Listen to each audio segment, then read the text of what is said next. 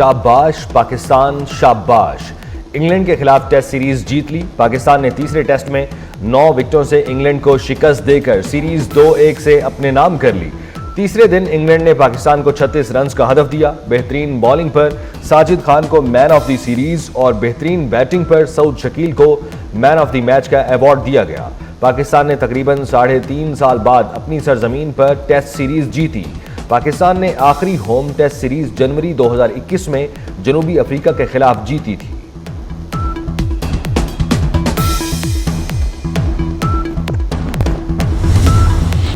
Toss हारने के बाद भी जीत पर मुतमईन हूं। लगातार 6 मैच हारने का शदीद दुख था। कौमी कप्तान शान मसूद की पोस्ट सीरीज प्रेस कॉन्फ्रेंस। मुश्किल वक्त में बोर्ड के साथ देने पर शुक्रगुजार हूं।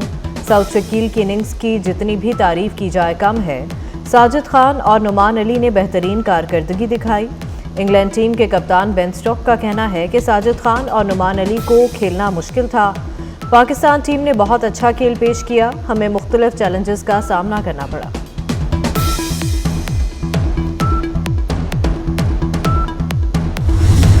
नुमान अली और साजिद खान की तीसरे टेस्ट में शानदार बॉलिंग। इंग्लिश बैटिंग लाइन रौन डाली। नुमान अली की दूसरी इनिंग्स में 6 और मैच में 9 विकेटें। साजिद खान की दूसरी इनिंग्स में 4, मैच में 10 विकेटें। मैच में साजिद खान ने 48 नॉट आउट, नुमान अली ने 45 कीमती रन्स बनाए। शाबाश सऊद शकील शाबाश। पहले कौमी टीम को मुश्किल से निकाला, फिर इंग्लैंड के जबड़ों से फतह छीन ली।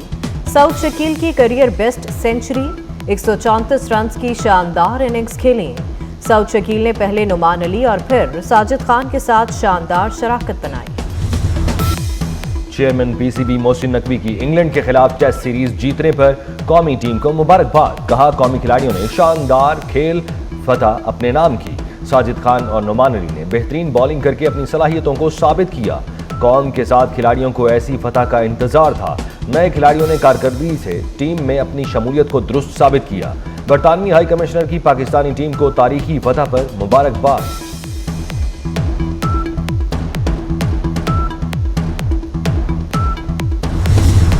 सदर और वज़ीर आज़म की इंग्लैंड के खिलाफ टेस्ट सीरीज में फतह पर कौम को मुबारकबाद। सदर आसिफ जरदारी ने कहा कि इंग्लैंड के खिलाफ होम सीरीज में क्रिकेट टीम ने शानदार खेल पेश किया। वज़ीर आज़म शहबाज शरीफ ने अपने पैगाम में कहा, खिलाड़ियों के जज्बे और टीम वर्क ने कौम का सर फख्र से बुलंद कर दिया। चेयरमैन पीसीबी मोहसिन नकवी को भी मुबारकबाद दी। स्पीकर कौमी असम्बली की पाकिस्तानी क्रिकेट टीम और कौम को मुबारकबाद। वज़ीर आला पंजाब मरियम नवाज ने कहा कि पाक इंग्लैंड सीरीज में बेहतरीन टीम वर्क देखने को मिला। पूरी कौम पाकिस्तान क्रिकेट टीम की तारीखी फतह पर खुश है।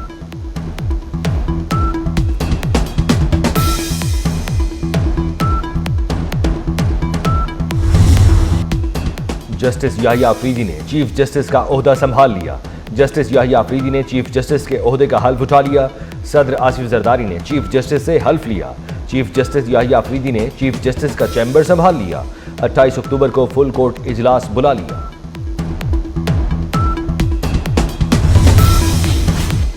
चीफ जस्टिस याहिया अफरीदी का पहला बड़ा इंतजामी फैसला, प्रैक्टिस एंड प्रोसीजर कमेटी असर-ए-नौ तश्कील कर दी।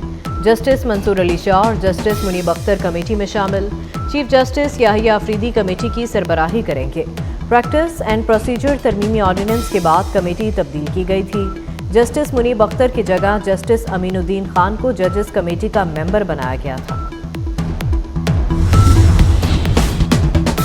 सदर ममलिकत आसिफ जरदारी से नए चीफ जस्टिस याहिया अफरीदी की मुलाकात। वज़ीर आज़म शहबाज शरीफ भी मुलाकात में मौजूद थे। मुलाकात हल्फ बर्दारी की तकरीब के बाद ईवान सदर में हुई।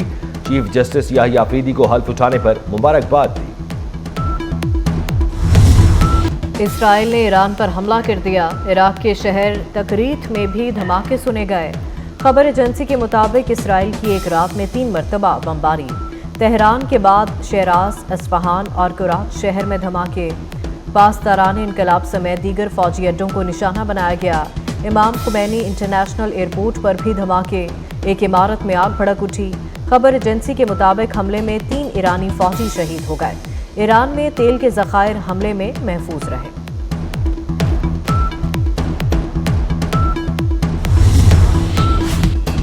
امریکہ نے ایران پر حملے کو تل ابیب کے اپنے دفاع کی مشق قرار دے دیا۔ ایران پر حملوں سے پہلے امریکی صدر کو اسرائیل کی ممکنہ کارروائی سے آگاہ کیا گیا تھا۔ امریکی سلامتی کونسل کے ترجمان کا کہنا ہے فوجی اہداف کو نشانہ بنانے کی کارروائی اسرائیل کی اپنی دفاع کی مشق ہے۔ یہ 1 اکتوبر کو ایران کی جانب سے اسرائیل پر بیلسٹک میزائل حملوں کا رد عمل ہے۔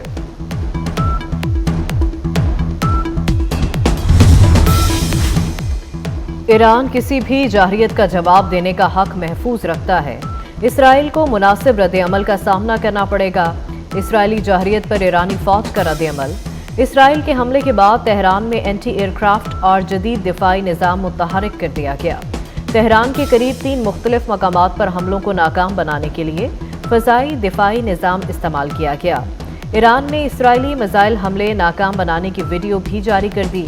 ایرانی ایئر ڈیفنس حکام کا کہنا ہے کہ اسرائیل کے حملے ایرانی فضائی دفاعی نظام نے مکمل طور پر ناکام بنا دیے۔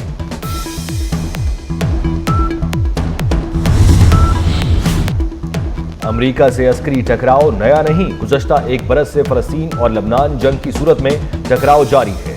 ایرانی سفارت خانے میں ایرانی سفیر رضا امیری مقدم نے 24 نیوز سے گفتگو میں کہا، جنرل قاسم سلیمانی کی شہادت پر ڈونلڈ ٹرمپ کے خلاف بین الاقوامی اور ملکی عدالتوں میں قانونی جنگ لڑ رہے ہیں۔ ایرانی عسکری ڈاکٹرائن میں جوہری ہتھیاروں کا استعمال نہیں ہے۔ امریکہ ہٹ جائے تو اسرائیل 6 ماہ بھی جنگ نہیں لڑ سکتا۔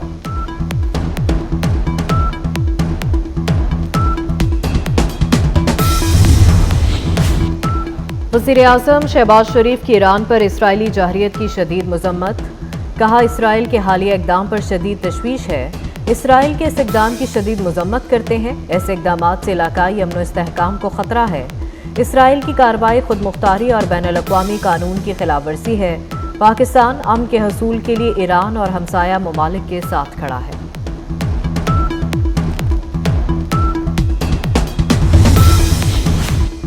صدر مسلم لیگ نون میاں محمد نواز شریف آج دبئی سے لندن روانہ ہوں گے۔ لندن میں اپنا طبی معائنہ بھی کرائیں گے۔ امریکہ اور یورپ کا دورہ بھی کریں گے۔ اڈیالہ جیل میں قیدیوں سے ملاقاتوں پر پابندی ختم کر دی گئی۔ عام قیدیوں سمیت تمام قیدیوں کی ملاقاتیں اب معمول کے مطابق ہوں گی۔ 4 اکتوبر کو سیکیورٹی وجوہات کے باعث جیل ملاقاتوں پر پابندی لگائی گئی تھی۔ وفاقی وزیر خزانہ محمد اورنگزیب کا دورہ امریکہ، مختلف کاروباری اور مالیاتی اداروں کے سربراہوں اور عہدیداروں سے ملاقاتیں۔ دبئی اسلامی بینک اور ایشیائی ترقیاتی بینک کے عہدیداروں کا تعاون پر شکریہ ادا کیا۔ پاکستان کی کریڈٹ ریٹنگ کو CAA2 تک اپ گریڈ کرنے پر موڈیز کا بھی شکریہ ادا کیا۔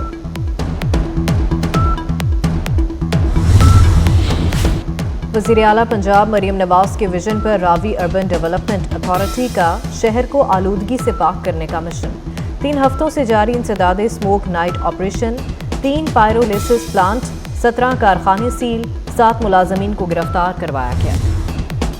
آزاد کشمیر ریجمنٹ کے بہادر سپوت نائک سیف علی جنجوعہ شہید ہلال کشمیر کا 76واں یوم شہادت۔ کوٹلی نکیال سیکٹر میں شہید کے مزار پر پھولوں کی چادر چڑھانے کی تقریب۔ افواج Pakistan chairman joint chiefs of staff committee اور سروسز چیف کا خراج عقیدت۔ نائک سیف علی جنجوعہ نے 1948 کی کشمیر جنگ کے دوران بھارتی فوج کو دھول چٹائی، دشمن کی فوج کو لگاتار حملوں کے خلاف پیر کلوڑا پہاڑی کا بہادری سے دفاع کرتے ہوئے جام شہادت نوش کیا۔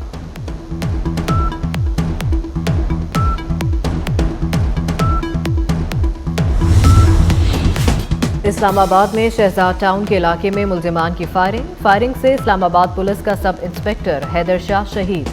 فائرنگ کا واقعہ سب انسپکٹر کے گھر کے باہر پیش آیا۔ سب انسپکٹر پر فائرنگ کی CCTV فوٹیج سامنے آ گئی۔ وزیر داخلہ محسن نقوی کا شہید پولیس سب انسپکٹر کے اہل خانہ سے دلی ہمدردی اور تعزیت کا اظہار۔ واقعے کی رپورٹ طلب کر لی، ملوث ملزمان کی جلد گرفتاری کا حکم۔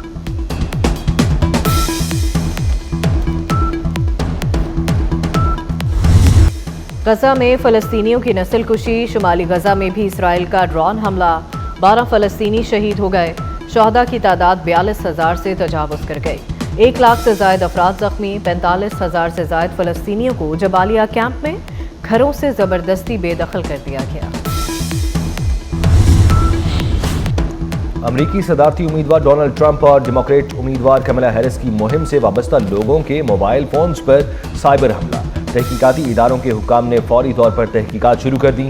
FBI اور CIA حکام کا کہنا ہے چین سے وابستہ اداکاروں کے تجارتی ٹیلی کمیونیکیشن انفراسٹرکچر تک غیر قانونی رسائی کی تحقیقات کی جا رہی ہے۔